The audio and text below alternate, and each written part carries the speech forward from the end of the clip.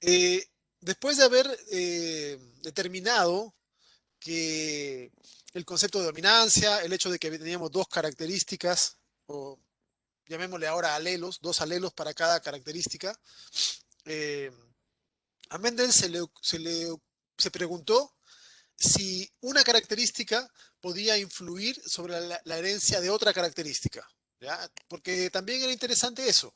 Es decir, ¿podrá el color de la semilla influir en la forma de la semilla, o en la altura de la planta, o en el color de la flor? También es una pregunta interesante. Entonces, allí se enfocó en analizar cruces de dihíbridos, o sea, teniendo en cuenta dos características a la vez.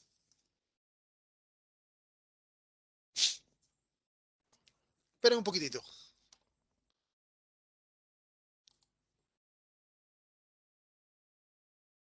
Entonces Mendel decidió determinar si un carácter influía sobre otro carácter, ¿ya? Y empezó a analizar dos características simultáneamente en un cruzamiento, ¿ya? Siempre empezó con líneas puras, ¿ya? Entonces, en este caso tomó como ejemplo, porque hizo varios cruzamientos, eh, una planta que tenía las semillas lisas y amarillas a la vez, dos características, semilla lisa, semilla amarilla. Y por otro lado, plantas que tenían semilla rugosa y semilla verde. Ya había determinado de antemano de que el amarillo era dominante sobre el verde y que el liso era dominante sobre el rugoso. Cuando analizó la F1, se encontró que todos los descendientes producían semillas amarillas y lisas, ¿ya? Es decir, se conservaba la dominancia. Si por separado el amarillo era dominante sobre el verde y el liso sobre el rugoso, también se conservaba la dominancia en la F1. Y cuando realizó la F2, la autopolinización de esto, él se encontró que reaparecía el fenotipo perdido, ¿ya? Porque recuerden cómo pasaba en el caso de los monohíbridos. Este fenotipo se conserva, dominante, dominante, amarillo liso, amarillo liso, amarillo liso. Sigue apareciendo en todas las generaciones. El verde rugoso aquí desapareció, pero aquí reaparece, ¿ya? Aquí reaparece. Eh, entonces, le confirmó de que las características podían saltarse, la dominancia se conservaba, pero además le aparecieron otras cosas que no estaban antes, porque le aparecieron plantas que producían características mezcladas de los dos progenitores originales. Por ejemplo, esta producía semillas amarillas, como el progenitor de la izquierda, pero rugosas como el de la derecha. Y otras era al revés, semillas verdes como el de la derecha, pero lisas como de la izquierda. ¿Ok? Entonces, este, este, este hecho, ¿ya? Esto fue importante, porque el hecho de que hayan aparecido combinaciones nuevas, porque estos son fenotipos nuevos. El fenotipo amarillo liso ya estaba, el verde rugoso ya estaba antes, pero estos son nuevos, ¿ok? Estos son nuevos. Esto le permitió a Mendel entender eh, que existía una independencia en la segregación, que el amarillo y el liso no iban siempre juntos, que podían separarse. Porque aquí, como vemos, aquí ha heredado amarillo, pero rugoso. Entonces, las características podían segregarse, ¿ya? Podían separarse y eran independientes unas de otras, ¿ya? Las proporciones que Mendel encontró eran que aproximadamente, ven, estos son los datos que encontró: 300, 100, 100, 32, pero matemáticamente hablando, en proporciones, se ajustaban a valores de 9, 3, 3, 1. ¿Ya? Más adelante, cuando ya se pudo entender mejor y se hizo cuadros de Punnett, se entiende esta proporción. ¿Ya? ¿Por qué razón? El F1, recuerden ustedes, eh, es, eh, es heterocigoto. ¿Ya? Entonces, si le colocamos, por ejemplo, a este, a este,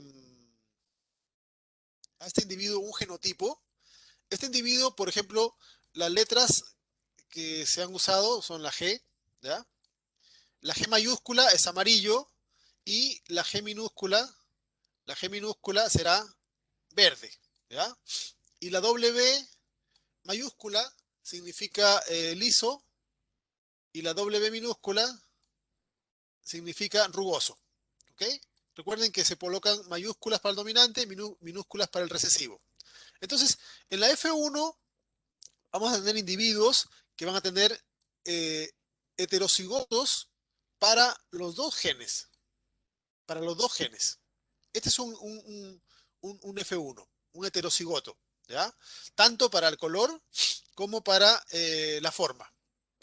Y si a esto lo hacemos que se hibride, va a generar gametos que van a tener combinaciones. Entonces, algunos gametos van a llevar el G mayúscula y el W mayúscula. Los dos dominantes, los dos alelos dominantes de cada gen. Otros llevarán el dominante de uno y el recesivo del otro. Dominante para color, recesivo para forma. O recesivo para color, dominante para forma. O los dos recesivos. Esos son los cuatro tipos de gametos que, que se pueden generar. En la clase, en la práctica de mañana van ustedes a poder practicar cómo hacer los cálculos de qué gametos se generan desde híbridos, desde diferentes tipos de variantes. ¿Ya? Mañana va a ser la práctica de esto. Pero, pero aquí, este individuo, recuerden, cuando hablábamos de monohíbridos, podían generarse solamente dos tipos de gametos. El que llevaba el dominante, el que llevaba el recesivo. Pero ahora como estamos analizando dos genes a la vez, se combinan. Las combinaciones de dos genes, cada uno de dos variantes, cuatro gametos diferentes.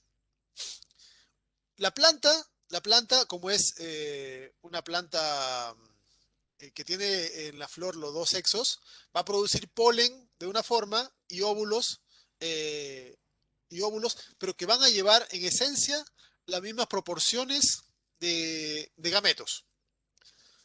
Entonces, la cuarta parte de los gametos más o menos tendrán los dobles dominantes, los dos alelos dominantes, la cuarta parte los dos recesivos, y también una cuarta parte tendrán estas formas, uno dominante, uno recesivo en las dos variantes, para el polen y para los óvulos. Y la combinación es aleatoria. Entonces, como es aleatoria, algunas plantas recibirán estos dos tipos de gametos, tanto en el polen como en el óvulo, y tendrá como resultado los cuatro alelos dominantes. Y así se combinarán. G mayúscula, G mayúscula, mayúscula, minúscula. ¿Ya? Este, su fenotipo es diferente al de acá, porque tiene acá minúscula y este tiene mayúscula. Pero aún así, su fenotipo es igual, porque basta con que tengan una G mayúscula y una W mayúscula para que sean amarillo y liso, porque son dominantes. Entonces, todos los que tengan G mayúscula, al menos una, serán amarillos. Todos los que tengan al menos una W mayúscula, serán lisos. ¿Ok? Y si hacemos esta proporción, vamos a encontrarnos justamente que calza con lo que Mendel encontró. Porque todos estos, ¿ya? 1, 2, 3, 4, 5, 6, 7, 8, 9. Ahí están. ¿Ven? Son amarillos lisos. Hay tres, hay tres que van a ser amarillos arrugados, otros tres que van a ser verde liso y solo uno de los 16 va a ser amarillo y arrugado. ¿Ya?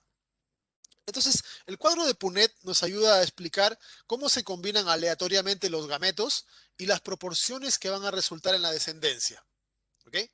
Esto, a pesar de que los genotipos que puedan formar van a ser diferentes. ¿Ya? Resumiendo esto, nosotros tendríamos que en el fenotipo 9 de cada 16 descendientes tendrán las características doble dominante. ¿Ya? A pesar de que hay 4 variantes, ¿ven? Hay unos que son con todos los alelos dominantes, algunos que tienen un solo alelo recesivo y otros que son heterocigotos para cada gen. Pero todos ellos, independiente de que su genoma sea diferente, su fenotipo es igual. ¿Ya? Para el caso de los que son que tienen uno dominante y uno recesivo, son 3. Y también hay 2 variantes, 2 formas. ¿Ya? Y para el caso del doble recesivo, solamente puede ser de esta manera, con todos sus alelos recesivos. ¿Ya? Y eso nos ayuda a entender las proporciones. Ahora, esto que está acá también nos ayuda a hacer el cálculo, nos indica que el número de fenotipos y el número de genotipos en la descendencia también es diferente. Si recuerdan el caso de los monohíbridos, habían 2 fenotipos, el dominante y el recesivo, pero habían 3 genotipos, el homocigoto dominante, el homocigoto recesivo y el heterocigoto. Aquí tenemos ya de que los fenotipos son 4 ahora, 4 diferentes fenotipos, pero 9 diferentes genotipos. ¿Ya? Las conclusiones que Mendel desarrolló de este trabajo fueron de que los alelos de un gen no interfieren con los alelos de otro gen. Obviamente que él no le llamó genes, le llamó caracteres, pero, pero, pero indicó de que, como él demostró, las características se segregaban de manera separada. Eh, los alelos para el color eran independientes y no se relacionaban, ni iban juntos, ni interferían con los alelos de la forma. Y a esta se le conoce como la segunda ley de Mendel, ¿ya? Que es la ley de distribución independiente, pero de alelos para diferentes genes, ¿ya? Para diferentes loci. La primera ley es de distribución independiente de cada alelo. Los 2 alelos de un gen se distribuyen cada uno en un gameto. Aquí los alelos de diferentes genes también se distribuyen de manera separada. ¿Ya? En algunos libros utilizan más variantes, utilizan la ley cero de Mendel o primera ley la cambian hasta 3 leyes, 4 leyes, pero a mí me parece que con estas 2 son más que suficientes para explicar el proceso de interacción entre genes y entre alelos que determinó este famoso personaje. ¿Ya? Ahora, aquí hay que hacer una aclaración y que la vamos a volver a retomar más adelante, y es el hecho de que esta ley de Mendel, esta regla, solo se cumple para caracteres que están ubicados alejados en el genoma. ¿Ya? Porque si no, se genera un fenómeno llamado ligamiento, que lo vamos a estudiar en otra clase, y que genera interferencia en la segregación de características. Ya lo vamos a ver después. Entonces tiene restricciones esta ley. Si lo correlacionamos con lo que ocurre en la meiosis, teniendo nosotros genes en cromosomas diferentes, ¿ya? Aquí pueden ver, este es el heterocigoto, ya tiene, esto es de un solo individuo, ¿ya? Eh, el gen G está en un cromosoma, el W en otro cromosoma. En la meiosis, tanto si segregan hacia el mismo lado o en lados diferentes, el punto es que los gametos van a tener siempre dos alelos, uno de cada gen, que pueden ser los 2 dominantes, pueden ser los recesivos o un dominante y un recesivo. ¿Ya? Entonces la meiosis vino a corroborar este proceso. Mendel no se quedó tranquilo con haber hecho doble híbridos y analizó triple híbrido. ¿Ya? Es decir, ya tomó en consideración 3 características diferentes. 3 características diferentes.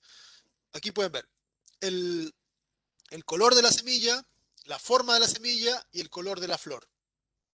Ya había determinado que la púrpura era dominante sobre blanca en las flores. ¿Ya? Entonces, en la F1 encontró que la dominancia se mantiene. Amarillo, dominante sobre verde, liso, dominante sobre rugoso, púrpura, dominante sobre blanco. En la F1, todas las características que mostraba eran de dominante. Y en la F2, cuando hizo el retrocruzamiento, empezaron a aparecerle combinaciones diferentes. Volvieron a aparecer en proporciones eh, ultra bajas las dos dominantes, doble dominante y el todo recesivo. Bueno, en este caso triple dominante, triple recesivo. Y todas las combinaciones posibles intercaladas de fenotipo. ¿Ya? Con, con uno dominante, los otros recesivos, dos dominantes, un recesivo y así. Todas las combinaciones que le daban las tres características, lo cual indicaba de que igual se seguían manteniendo esa independencia en la segregación. ¿Ya? Como consecuencia de las hibridaciones que se pueden analizar en este tipo de trabajos, vamos a encontrar que se puede normalizar, se puede hacer cálculos matemáticos para determinar el número de gametos que se forman, el número de genotipos que se forman y el número de fenotipos que se forman siguiendo los patrones mendelianos. ¿Ya? Todo eso dependiendo de cuántos genes estemos analizando. ¿Ya? Eh, cuando, cuando se analiza un solo gen, como hizo Mendel con sus cruces monohíbridos, yo puedo determinar cuántos gametos diferentes forma el heterocigoto. Aquí estamos hablando de heterocigotos, ¿ya? Heterocigotos, el F1. ¿Cuántos gametos diferentes forma aplicando la ecuación 2 a la n, siendo n el número de genes aplicados, ¿ya? Cuando Mendel usó cruce monohíbrido, el heterocigoto producía dos gametos, el que llevaba la característica dominante y el que llevaba la característica recesiva. Produjo tres tipos de genotipos: el homocigoto dominante, el heterocigoto y el homocigoto recesivo. Y solamente dos fenotipos, porque recuerden que el heterocigoto era igual en fenotipo que el homocigoto dominante. Entonces, para fenotipos solamente había dos fenotipos, el dominante y el recesivo. Para el cruce de dihíbridos, eh, el número de gametos va aumentando. Ahora son cuatro, porque es 2 a la n, 2 al cuadrado. Cuatro gametos diferentes. El que lleva los dos dominantes, el que lleva los dos recesivos y los dos que son mixtos. El número de genotipos vimos que eran nueve. Nueve genotipos, pero solo cuatro fenotipos. El doble dominante, el doble recesivo y los intercalados. Para tres genes, yo puedo determinar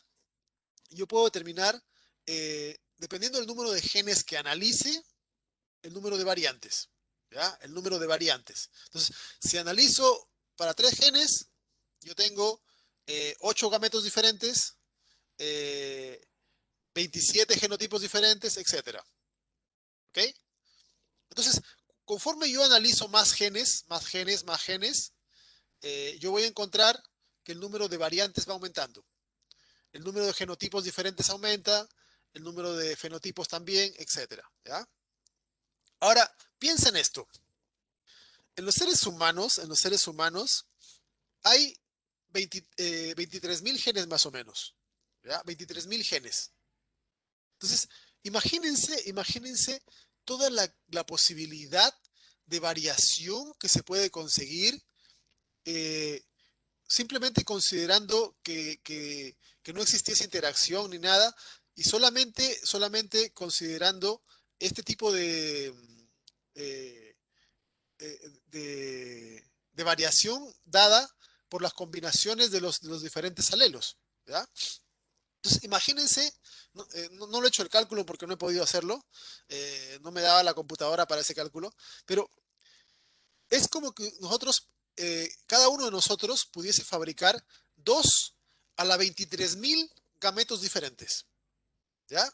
No sé si alguno lo puede calcular, pero es un número inmenso, es un número absurdo, ¿ya? Entonces, si podemos generar tanta variedad de gametos, es obvio que la reproducción sexual produce una enorme variabilidad de descendientes, ¿ya? Eh, para el caso de los genotipos es peor porque es 3 a la n, o sea, serían 3 a la 23.000. ¿Ya? Entonces, mientras más genes presenta un individuo, mayor cantidad de variantes puede generar. ¿Ok? ¿Se entiende?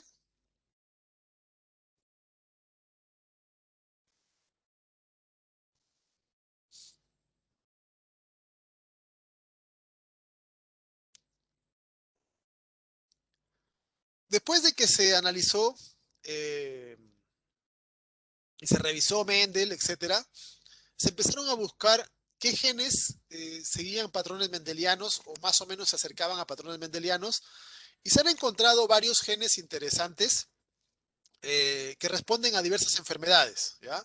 Hay algunos rasgos, hay algunos rasgos que son que siguen bastante bien los patrones mendelianos y que se conocen ya de hace bastante tiempo atrás. Eh, con respecto al albinismo, eh, hay varios tipos de albinismo, ¿ya? Y la mayoría son de tipo recesivo, ¿ya? Eh, la, el daltonismo, que es la ceguera de los colores, también es un rasgo recesivo, ¿ya? La hemofilia, ¿ya? La fenilcetonuria, son algunos ejemplos de enfermedades recesivas en humanos que siguen o se acercan bastante bien al patrón de Mendel. Hay otros que son dominantes. La condroplasia, que es una de las formas más comunes de enanismo, ¿ya? Eh, la enfermedad de Huntington, Marfan, ahí pueden ver varias de las enfermedades que son dominantes, ¿ok? La braquidactilia, que es dedo más corto de lo normal, etcétera.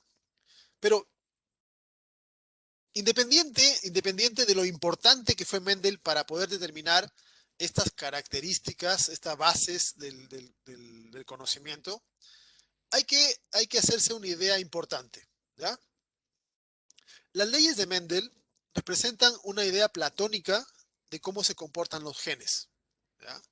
Eh, Hemos visto en la unidad anterior todo lo que es el tema de expresión génica y cómo hay una absurda cantidad de formas en que se pueden regular los genes. ¿Ok? Entonces, la verdad es que de los 23.000 genes que tenemos, de los 23.000 genes que tenemos, si bien todos los genes se heredan siguiendo la base de meiosis, etcétera, los resultados no están de acuerdo con las leyes mendelianas. ¿Ya? La mayor parte de los genes se encuentran dentro de las excepciones mendelianas. La forma de heredarse es como la propuso Mendel en general. ¿Ya? El, eh, es como Mendel indicó los cálculos, etcétera, pero, pero existen una gran cantidad de características que hacen de que no se cumpla. Por ejemplo, para que se cumpla la ley de Mendelianas, necesitamos de que un alelo sea dominante sobre el otro. No siempre es así, ¿ya? No siempre es así. Eh, en algunos casos no hay relación de dominancia. Necesitamos, por ejemplo, de que un carácter esté modelado por un solo gen. No siempre es así. Hay características para las cuales participan muchos genes. ¿Ya? Necesitamos, por ejemplo, de que el patrón de expresión sea constante y que no sea afectado por el ambiente. Tampoco es así. Muchos genes son o responden a cambios ambientales. ¿Ok? Entonces, la verdad es que la verdad es que la mayor parte eh, de la de la expresión de los genes, ya no la forma en que se heredan, sino la expresión de los genes, no cumple la proporción mendeliana. ¿Ya? Porque Mendel determinó, por ejemplo, el patrón 3:1, pero en realidad, cuando uno analiza la descendencia, no siempre se da así. Aparte de eso, hay variantes en la expresión. Algunos se expresan más, unos se expresan menos, etcétera. ¿Ok? Entonces, tenemos de que si bien la, el análisis que realizó Mendel ha sido vital, ha sido clave para poder entender todo. Se ha podido entender después de que, por ejemplo, particularmente para el caso de los humanos, de los 23.000 genes que tenemos, tal vez con suerte unos 50 cumplan la proporción mendeliana. O sea, cuando uno analiza los descendientes, se acerquen a la proporción 3:1. ¿Ya? Eh, para la mayor parte de los genes esto no ocurre así. ¿Ya? Entonces, no es que nos sirva lo de Mendel. ¿Ya? Quiero que quede claro eso. Eh, porque Mendel ayudó a determinar cómo se heredaban las características. Pero lo que pasa es que muchos genes tienen relaciones que no son la relación clásica de dominante recesivo y que además muchos genes interactúan con otros genes, muchos genes responden al ambiente y todo eso cambia el patrón de expresión del fenotipo. Y ahí es donde ya no se ajusta, porque al cambiar el fenotipo ya deja de ser una proporción 3:1. Y empiezan a haber intermedios, empiezan a haber variantes, empiezan a haber otro tipo de correlaciones que hacen de que la verdad es que el patrón fenotípico de la herencia ya no se ajuste a lo mendeliano. Vamos a tomarnos la próxima semana 2 clases para trabajar lo que son excepciones mendelianas, porque son muy importantes, tan importante como saberse conocer lo que Mendel determinó y las leyes que son las que rigen la herencia general. Las excepciones son más importantes porque la mayor parte de los genes, eh, a pesar de que cumplen la forma en que se heredan los genes por causa de la meiosis, la interrelación entre ellos hace que genere variantes. ¿Ya? Eh,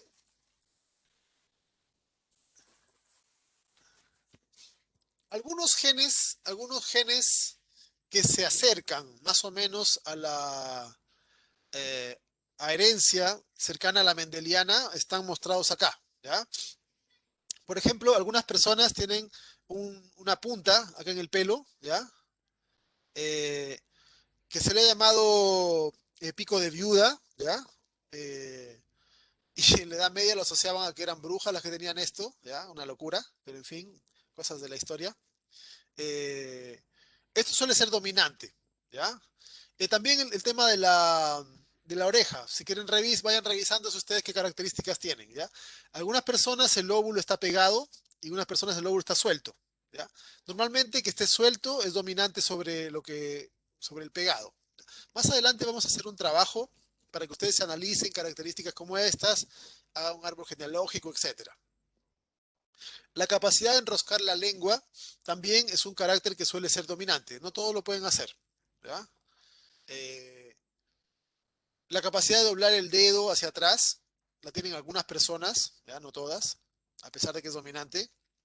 La presencia de pelos en algunas de las zonas de los dedos, ¿ya? Eh, la forma de entrelazar los dedos también es algo interesante, ¿ya? Si quieren, entrelacen su mano y van a ver cuál de los dedos lo colocan encima del otro. Si el pulgar izquierdo va arriba o el pulgar derecho va arriba. Eh, y traten de hacer de la otra forma. Uno por naturaleza pone las manos de una forma, pero si trata de hacerlo de la otra forma, se siente raro, se siente como extraña la mano, no calza bien, ¿ya? Eso tiene que ver también con procesos cerebrales. Se dice que puede indicar cuál de los hemisferios tiene prevalencia eh, en su uso, ¿ya? Pero tampoco es para tomarlo tan a pecho. Eh, el meñique torcido, algunas personas también lo tienen. La forma de la nariz, la forma romana suele ser dominante sobre la forma griega, ¿ya? La presencia de hoyuelos, a pesar de que pocas personas lo tienen, es un rasgo dominante, ¿ya? Otra cosa más, aprovechando esto, el hecho de que un rasgo sea dominante no significa que sea más abundante en la población, ¿ya? La condroplasia es dominante, pero la mayor parte de personas no son enanas, ¿ya? Entonces, que un rasgo, que un alelo sea dominante, no significa que sea más abundante en la población. Eh, solo significa de que cuando se encuentra en heterocigosis, va a, va a dominar sobre el otro alelo, ¿ya? Pero en la población puede que sea poco frecuente ese alelo, ¿ok? Eh, en algunos casos vamos a encontrar de que ya se empieza a alejar un poco de las características de dominancia exacta, porque si hablamos de cabello, eh, el rizado es sobre el liso, pero también hay cabellos ondulados, ¿ya? Y hay diferentes otras formas intermedias. Entonces ahí vemos de que empieza a participar otro tipo ya eh, otro tipo de genes que también van a modular y podemos encontrar cosas intermedias también, ¿ya? Entonces ya no se acercan tanto a lo de Mendel. Color de ojos, también. Hay dos genes mayores y hay varios genes menores que modulan el color de ojos. Porque en los ojos hay ojos cafés claros, café oscuro, casi negros. Hay ojos tan, tan claros que parecen casi blancos. Y hay otros que son bastante azules, verdes. Entonces, algo se acerca un poco a la dominancia marrón sobre azul, pero hay una serie de variantes. ¿Ya? Para el pelo también. Los pies planos es una característica dominante. Las aletas gruesas de la nariz. La forma de las uñas, hay algunas que son más rectas, otras que son más curvas. ¿Ya? Eh, la hipertricosis, tener pelos en la oreja. Eh, eh, si bien se asocia también con la edad, porque empieza a aparecer con los años, hay personas que tienen harto, hay personas que tienen poco, ¿ya? Así que también hay diferencias. La longitud de los dedos de los pies. Hay personas que tienen el dedo, el dedo pulgar más largo y hay personas que tienen el índice más largo. ¿Ya? También son formas diferentes. Para las manos también. Hay personas que tienen el dedo índice más largo que el anular. Hay personas que tienen el anular más largo que el índice. ¿Ya? Cuando busqué esta fotografía, me encontré que en internet lo asociaban eh, con la homosexualidad, ¿ya? Pero no se ha encontrado una evidencia que tenga sentido. ¿Ya? Tiene otras características. A veces son cosas que aparecen en internet nomás. Eh, los labios, bueno, labios naturales, y ahora se pueden aumentar los labios y lo que sea, pero naturalmente los labios gruesos son dominantes sobre los labios delgados, ¿ya?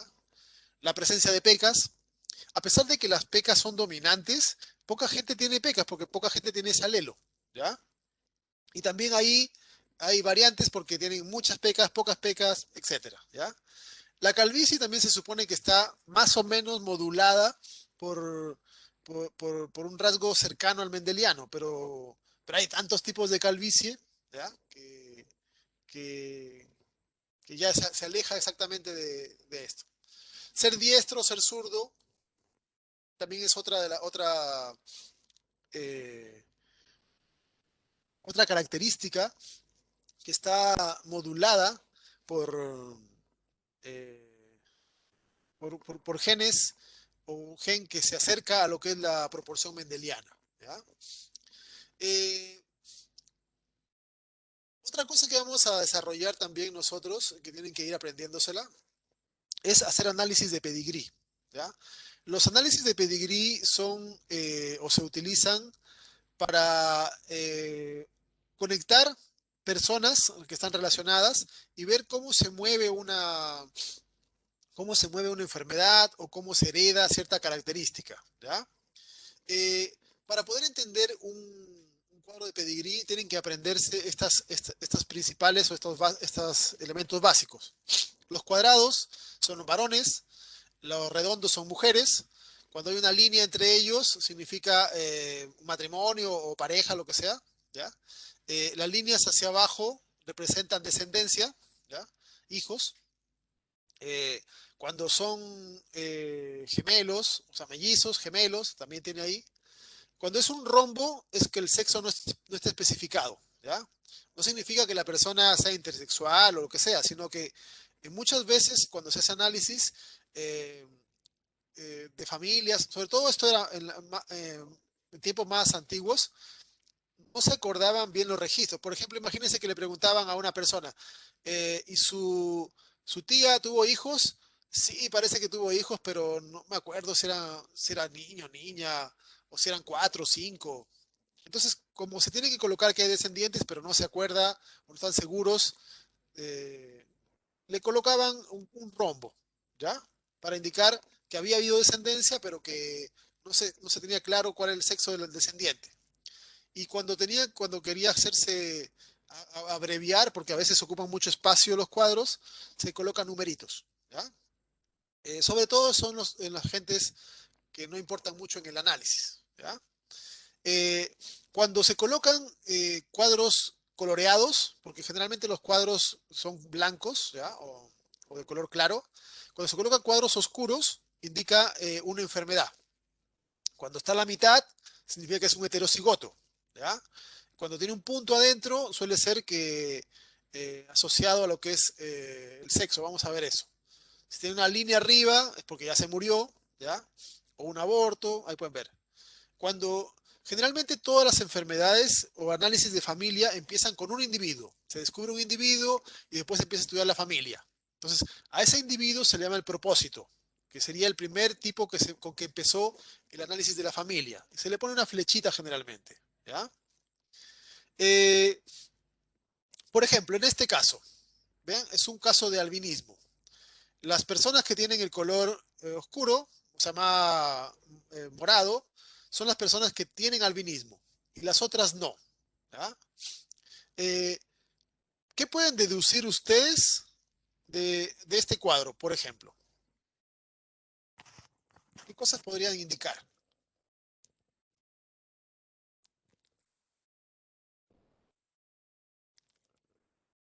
Por ejemplo, ¿la enfermedad será dominante o recesiva?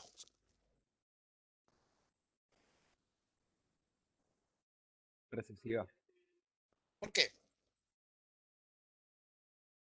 porque no se presenta en todas las generaciones. Ya.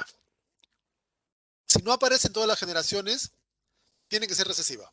¿Ya? Porque este individuo que está acá tiene que tener los dos alelos recesivos. Le lee a todos sus hijos, le lee a todos sus hijos un alelo recesivo. Todos estos que están acá tienen que ser heterocigotos. Si esta persona era homocigoto normal, van a ser todos heterocigotos y ninguno hereda. ¿Ya? ¿Cómo son 3 y 4?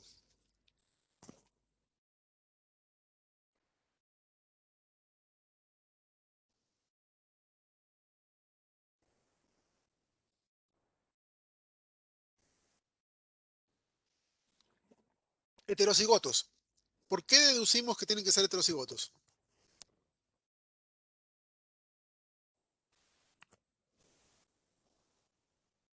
Porque ambos, o sea, entre cruzamiento da que salen dos recesivos. Bueno, Ya.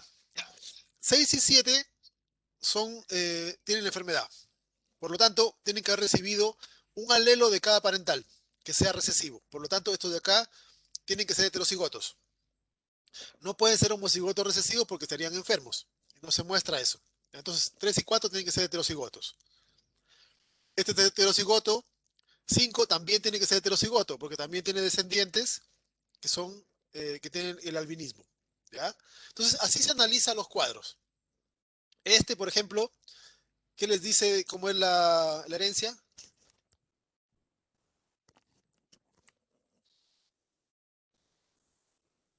Dominante. Dominante. En cada generación aparece uno. No hay ninguno, no hay ninguno que tenga, que venga de dos padres que no presentan la afección. ¿Ven? Siempre hay una línea que sigue. ¿Ya? Entonces, significa que basta con un alelo para que se manifieste la enfermedad. Esto, bueno, esto no es una enfermedad en realidad. Es una forma del cabello. Es como un cabello arrepollado así. ¿Ya? Cabello arrepollado. Y así uno puede ir analizando fenotipos. De esto van a jugar más adelante con más detalle. ¿Ya? Eh, Les recomiendo que se metan a la página de lo MIM si les interesa conocer un poco más. Es una página grandota que, que se actualiza casi todos los días con genes, etcétera. Bueno, van a tener que hacer más adelante varios trabajos eh, para su seminario, por ejemplo, pueden buscar información acá. Hay harta información de, de todo, no solamente de la parte genética, sino de la parte clínica, de la parte bioquímica, etcétera, ¿ya? Con respecto a montones de enfermedades. Se llama, la página hace referencia a herencia mendeliana online, ¿ya? Pero en realidad, como les he dicho, la mayor parte de los casos tienen excepciones o alteraciones, ¿ok? Bien, otra cosa más, hay en la parte final algunos ejercicios, traten de resolverlos, ¿ya? Traten de resolverlos, ver cómo les va y, y luego mañana los conversamos porque la idea es de que ustedes traten de hacerlo primero por su cuenta, ¿ya? Y ya cuando tienen problemas, ahí los resolvemos. Porque si les enseño cómo hacerlo, van a aprender menos, ¿ok? A esto sí les puedo explicar. ¿Cómo resolver un ejercicio? Primero hay que asegurarnos de que estamos hablando de un organismo diploide, porque el ejercicio de genética clásica solo funciona con seres que tienen reproducción sexual, diploide sexual, ¿ya? Luego analizar qué fenotipo estamos hablando, en este caso los cuernos, presencia o ausencia. Hay que determinar cuál es el dominante. En este caso, el dominante sería la ausencia. Entonces, si el dominante es la ausencia, significa que el CC mayúscula o el heterocigoto van a indicar que no hay cuernos. Y el recesivo indicará con cuernos. Y en base a eso uno después analiza. Ahí acá hay un macho que no se sabe exactamente cuál es, porque no tiene cuernos. Entonces, si no tiene cuernos, puede ser las dos mayúsculas o heterocigoto. Y se queda temporalmente así.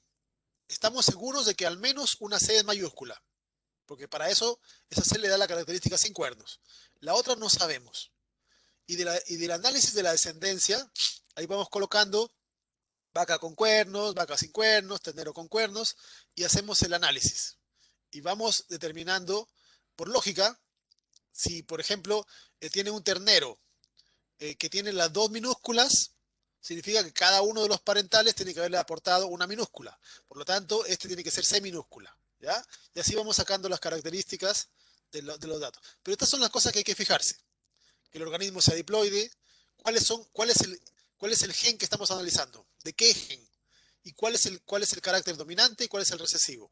Eso es lo importante para poder resolver el ejercicio de genética, ¿ya?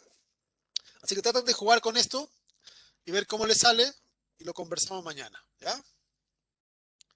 Aparte que mañana vamos a hacer otras cosas también relacionadas con Mendel, ¿ok?